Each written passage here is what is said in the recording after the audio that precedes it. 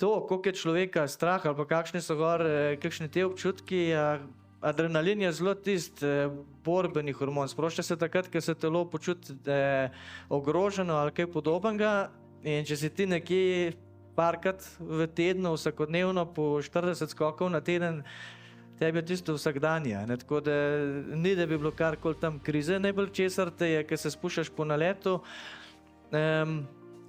mislim, zdaj bom kontra rekel, ampak najbolj te je strah, da boš zajebal skok, ne da se ti bi karkoli fizičnega zgodilo.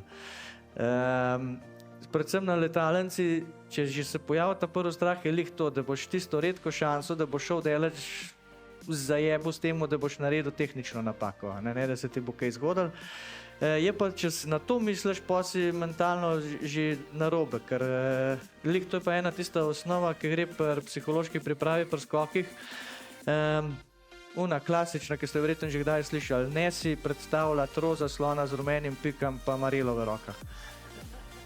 Vsi ga dobiš, isti moment ga dobiš v glavo in isto je pri skokih. Če si boš predstavljal, ne smem biti pozen, se ti bo lih to zgodilo. In večinokrat imaš fokus na dve stvari, ki jih v skoku moraš narediti in nekako si s temu pomagaš, da dobesedno to izpeleš. Tako da ponavadi si izmislijo tam, kaj je moj fokus, kaj imam za narediti.